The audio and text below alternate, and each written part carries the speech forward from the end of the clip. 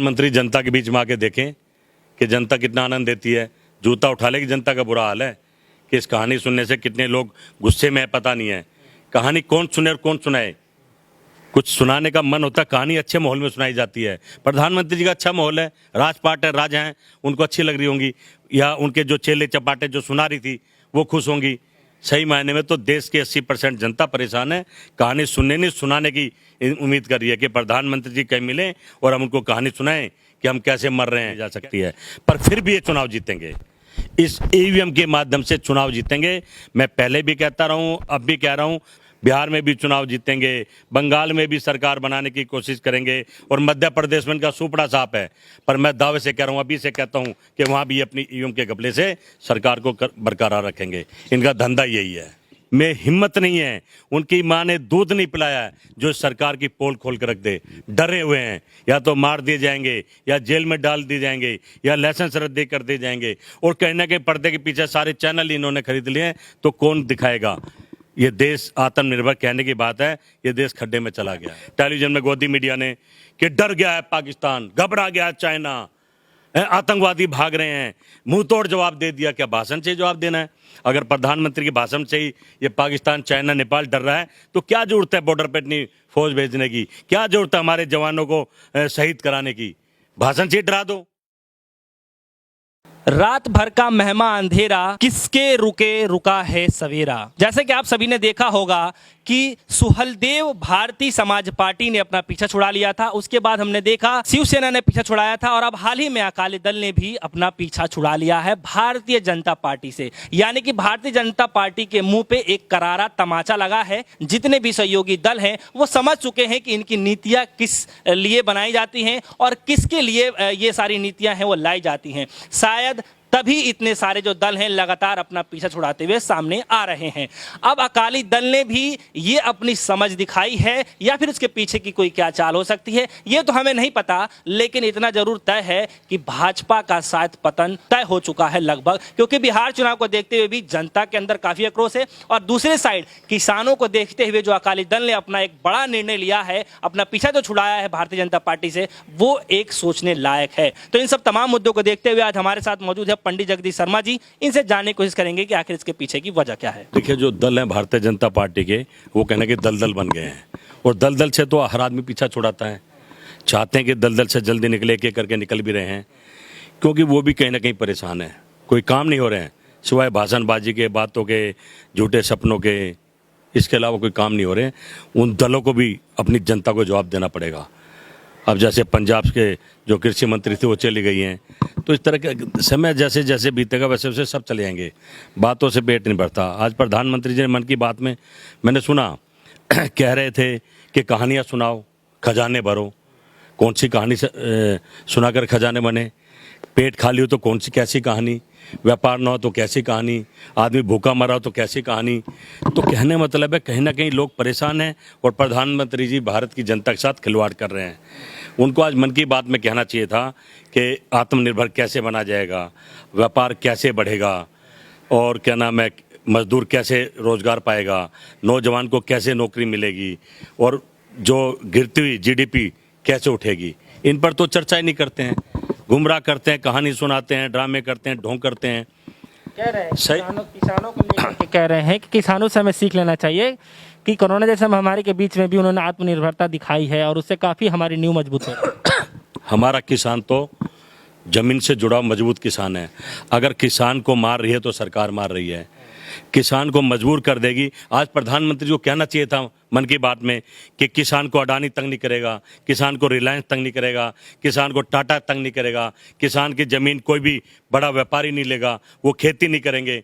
ये कहना चाहिए था, हम कर्जा देंगे, पैसा देंगे, बीज का पैसा देंगे, ये सब कहना चाहिए था कि इस कानून से ऐसे है। पर उन्होंने कहा किसान आज़ाद हो गया है कि मंडी में अपना सामान बेच सकता है। तो पहले कौन सा किसान को बैन था? पहले भी बेच सकता था। तो कहीं ना कहीं मैं समझता हूँ आज प्रधानमंत्री जी को मन की बात से सीख लेनी चाहिए। खुद उन्होंने कहानी सुनाई बैंगन, जब वहाँ का वो उस बैंगन को लेके, मुकुटधारी बैंगन की जो चर्चा जिस महिला ने करी, उसने कहा कि राजा ने बैंगन खाया मुकुटधारी, तो उस तरह उसने सबको खिलाया।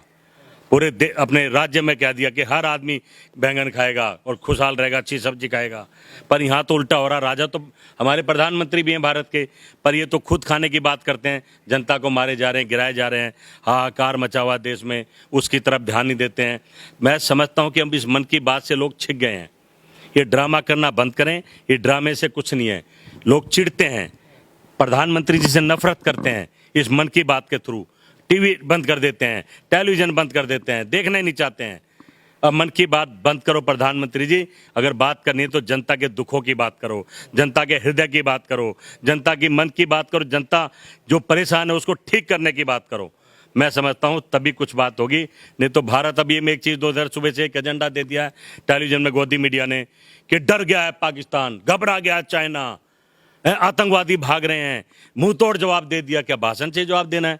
अगर प्रधानमंत्री के भाषण से ही ये पाकिस्तान, चाइना, नेपाल डर रहा है तो क्या जरूरत है बॉर्डर पे इतनी फौज भेजने की? क्या जरूरत है हमारे जवानों को शहीद कराने की?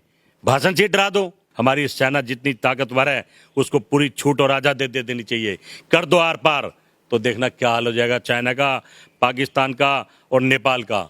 सही मायने में कहीं ना कहीं हर आदमी डरा हुआ है, हर आदमी अपना हाथ बांधे बैठा है, क्योंकि सरकार ही ऐसी आ गई है। आखिर में जो सिलसिला चल रहा है, जितने भी दल हैं भारतीय जनता पार्टी से पीछे छुड़ाने का, इसके जो मतलब इससे पीछे क्या वजह हो रही है और इससे मैसेज क्या जा रहा है भारत समाज के अंदर? देखिए, जितने भी दल हैं वो पीछा छुड़ाना तो चाहते हैं, पर कहीं ना कहीं ये फंसा देंगे कि घपले में, घोटाले में जो सरकार की पॉलिसी रही है। अगर ये कानून इतने अच्छा तो प्रधानमंत्री जी बोले आज मन की बात में कि भाई इसमें अडानी का कोई इंटरफेयर नहीं होगा, रिलायंस का कोई इंटरफेयर नहीं होगा, टाटा बड़े बड़े सरमाएदार का इंटरफेयर नहीं होगा। जब तो कहने की बात है, एक यही तो डर है कि बड़े बड़े सरमाएदार अपनी ज़मीन पर किसान को नौकर बनाने वाली पॉलिसी है। किसान आज़ाद था, किसान आज़ाद है और किसान आज़ाद रहेगा। इस सरकार ने तो किसान को फांसी पर लटकाने का काम कर दिया है। जिस तरीके से जितने दल हैं वो मतलब पीछे हटते हुए जा रहे हैं, तो क्या लग रहा है कि इस बात से भाजपा की उल्टी गिनती शुरू होने जा रही है? देखिए, भारतीय जनता पार्टी की उल्टी तो अब सोशल मीडिया में आप देख सकते हैं। दूसरे प्रधानमंत्री हैं, एक पहले और थे, मैं नाम नहीं लेना चाहता, जिनके खिलाफ जनता ने मोर्चा खोल दिया था और तोड़फोड़ शुरू कर दी थी, भद्दी टिप्पणी और गालियां दी थी। आज सोशल मीडिया देख लीजिए, हर आदमी यही कर रहा है। पर सोशल मीडिया क्योंकि मुझे लगता है प्रधानमंत्री जी नहीं देखते हैं, और देखते हैं तो समझते होंगे कि उन्होंने देश कैसा बना दिया है। लेकिन भारतीय जनता पार्टी के सभी दलों के नेता सोशल मीडिया देखते हैं और अपने नेता को डिफेंड करने में उनको भी मुसीबत हो रही है। 80% भारतीय जनता पार्टी के लोग भी परेशान हैं कि प्रधानमंत्री ने तो बेड़ा गर्क कर दिया देश का, पर वो बोल नहीं सकते हैं। पर देश की जनता सोशल मीडिया पे खूब बोल रही है, अब अपनी आवाज़ उठा रही है। सत्ता पर हिंदुओं का कब्जा जरूरी है, और सत्ता पे जब हिंदुओं का कब्जा जरूरी है ये बात कहते हैं। अभी हाल ही में उनको दिया गया है, युवा मोर्चा अध्यक्ष बनाया गया है, बीजेपी के जो तेजस्वी सूर्या जी हैं उनको बनाया गया है। अपने इस विवादित बयान के चक्कर में काफ़ी वो हाईलाइट भी रहे हैं, और इस बयान को देखते हुए बीजेपी ने उनको युवा मोर्चा का अध्यक्ष बना दिया है। तो क्या लग रहा है कि जिस तरीके से बीजेपी के जो लगातार जितने भी मंत्री हैं, नेता हैं, इनके जो बड़बोले नेता हैं वो लगातार ऐसे बोलते हैं और पद पा लेते हैं, क्या इसी वजह से बीजेपी के अंदर में ऐसे बड़बोले नेताओं को पद दिया जाएगा, इतने बड़े उम्मीदवार दिया जाता है, उम्मीदें जताई जाती हैं? इससे क्या होने वाला है? देखिए, भारतीय जनता पार्टी की एक सीधी सी नीति है, जो हिंदू मुसलमान की बात करेगा, जो आपस में झगड़ा करवाएगा, जो ज़्यादा ताकतवर होगा वो बड़ा पद पाएगा। आपने देखा कितने लोगों ने मुसलमान के खिलाफ बोला, हिंदू मुसलमान के दंगे कराए, उनको सिक्योरिटी दे दी, सुरक्षा दे दी, बड़ा नेता बना दिया। तो ये इस देश का दुर्भाग्य है कि इस देश ने किस तरह के नेता को चुन लिया है, किस तरह का माहौल बना दिया। ये तो हिंदू, मुस्लिम, सिख, ईसाई सभी का देश है, सबको मिलकर रहना चाहिए, अपने अपने धर्म में काम करना चाहिए, और सबको मिलकर भारत को आगे बढ़ाना चाहिए, अच्छी सोच रखनी चाहिए। पर ये मैं कह सकता हूँ भारतीय जनता पार्टी और हमारे जो नेता, हमारे जो चौकीदार हैं, वो इसी पर राज कर रहे हैं। देश को वापस 1947 में लिया है हिंदू मुसलमान पर, और कुछ कर नहीं रहे हैं, बस थोथले भाषण और हवाबाजी करके गुमराह कर रहे हैं। टेलीविज़न सारे खरीद लिए हैं, टेलीविज़न में कोई किसान की बात नहीं करता, कोई व्यापारी मर रहा उसकी बात नहीं करता, कोई मजदूर नंगे पैर चला गया उसकी बात नहीं करता। किसी भी टेलीविज़न में हिम्मत नहीं है, उनकी माँ ने दूध नहीं पिलाया है जो सरकार की पोल खोल कर रख दे। डरे हुए हैं, या तो मार दिए जाएंगे, या जेल में डाल दिए जाएंगे, या लाइसेंस रद्द कर दिए जाएंगे। और कहीं ना कहीं पर्दे के पीछे सारे चैनल इन्होंने खरीद लिए हैं, तो कौन दिखाएगा? ये देश आत्मनिर्भर कहने की बात है, ये देश खड्डे में चला गया। कहानी कौन सुनाता है और कौन सुनता है? जब पेट भरा हो, काम धंधा ठीक चल रहा हो, बेरोजगारी खत्म हो, महंगाई कम हो, हर आदमी अपने बच्चे को खाना तो खिला नहीं पा रहा है, करने को काम नहीं है, मजदूर पैदल भूखा मर रहा, चल चल के मर गया, आपने देखा। कहानी सुनाएंगे या खुद कहानी बन जाएंगे, ये तो इतिहास बताएगा। ये सिर्फ गुमराह कर रहे हैं, ये इनका काम है। कहानी इस आज मन की बात जो सब जिन्हें सुनी है, हर आदमी कहना कहीं हमारे साहेब को कोस रहा है कि साहेब कहानियाँ तो आप सुना सकते हैं, आपका पेट भरा है, आपके पास कपड़े हैं, गाड़ियाँ हैं, मकान है, आपका राजपाट है, तो आपको कहानी अच्छी लगती है। पर भूखा पेट कहानी कौन सुनाए और कौन सुने, बात इसकी करनी चाहिए। यानी इससे काफ़ी आनंद मिलेगा। अगर आप लोग कहानी सुनाएंगे तो परिवार के अंदर आनंद मिलेगा, परिवार के अंदर जितने लोग हैं उनको ऊर्जा मिलेगी, लड़ने की क्षमता मिलेगी। प्रधानमंत्री जनता के बीच में आके देखें कि जनता कितना आनंद देती है। जूता उठा लेगी जनता का बुरा हाल है कि इस कहानी सुनने से कितने लोग गुस्से में है, पता नहीं है। कहानी कौन सुने और कौन सुनाए, कुछ सुनाने का मन होता है, कहानी अच्छे माहौल में सुनाई जाती है। प्रधानमंत्री जी का अच्छा माहौल है, राजपाट है, राजा हैं, उनको अच्छी लग रही होंगी, या उनके जो चेले चपाटे जो सुना रही थी वो खुश होंगी। सही मायने में तो देश के 80% जनता परेशान है, कहानी सुनने नहीं सुनाने की उम्मीद कर रही है कि प्रधानमंत्री जी कहीं मिलें और हम उनको कहानी सुनाएं कि हम कैसे मर रहे हैं, कैसे तिल तिल कर हमारे बच्चे मर रहे हैं, कैसे हम बेकार हो गए हैं, किसी काम के अंदर। आप आत्मनिर्भर की बात करते हैं, यहाँ लाले पड़े हुए हैं जान बचाने के। कोरोना मार रही है, सरकार मार रही है, भूखमरी मार रही है, महंगाई मार रही है, हर चारों तरफ मोती मौत है। कहानी किसको अच्छी लगी, शायद मैं समझता हूँ हमारे साहब को कहानी अच्छी लगती होगी। ऐसे माहौल में ज़मीन पर जाते नहीं है, मीडिया के बीच में आते नहीं है। एक दिन मीडिया के बीच में बैठ ले 1 to 1 तो उनको पता लग जाए वो कहाँ खड़े हैं। ये मीडिया इनकी धज्जियाँ उड़ा देगी। मीडिया वाले कल पे पड़े हैं। अब 1 वे है, अपना माइक लगा के कुछ भी बोल लो, अपना टीवी लगा के कुछ भी बोल लो, तो उसका कोई फ़र्क नहीं पड़ता है। सही मायने में तो किसान पूरे देश का किसान फांसी लगाने को तैयार है। बड़े बड़े इन्होंने उद्योगपतियों के कर्जे माफ़ कर दिए हैं। किसान 2 लाख रुपये कर्जा ले लेता है और उसके 4 वापस भी दे देता है, तो भी इतना ब्याज होता है कि उसको अपने बच्चों का पेट भरने के लिए जब शर्मिंदा हो जाता है तो फांसी लगानी पड़ती है, और लाखों किसान फांसी लगा रहे हैं। शायद प्रधानमंत्री को या तो खबर नहीं मिल रही है या सोशल मीडिया देखते नहीं है। आत्मनिर्भर कैसे, 6 साल पहले आत्मनिर्भर था किसान, कमा के खा रहा था, पर इस सरकार ने तो ऐसा हाल कर दिया कि कहानी सुनाने की बात पे ले आए हैं, और एक कहानी एक दिन किसान की कहानी बनकर रह जाएगी। देखिए, आपने बिहार के चुनाव की बात करी, आपको याद होगा एक सोशल मीडिया पे वीडियो अभी भी चल रहा है, 50,000 करोड़ दूं कि 60,000 करोड़ दूं, 60,000 करोड़ दूं कि 80,000 करोड़ दूं, 80,000 करोड़ दूं कि 100,000 करोड़ दूं, चलो 125 करोड़ दूं। मतलब कितना बड़ी झूठ बोल दी प्रधानमंत्री जी ने। वो बिहार बद से बदतर बन गया है, वहाँ के नेता भी जानते हैं, वहाँ के गठबंधन वाले नेता भी जानते हैं। अब ये हज़ारों करोड़ रुपये और भेज दिया जैसे पहले भेजा था।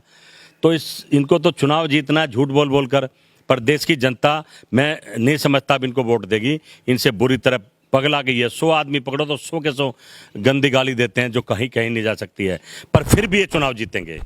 इस ईवीएम के माध्यम से चुनाव जीतेंगे।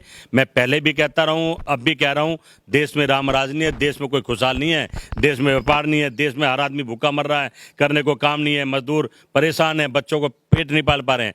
फिर भी इस ईवीएम के माध्यम से ये लोग बिहार में भी चुनाव जीतेंगे, बंगाल में भी सरकार बनाने की कोशिश करेंगे, और मध्य प्रदेश में इनका सुपड़ा साफ है। पर मैं दावे से कह रहा हूँ, अभी से कहता हूँ कि वहाँ भी अपनी ईवीएम के घपले से सरकार को बरकरार रखेंगे। इनका धंधा यही है।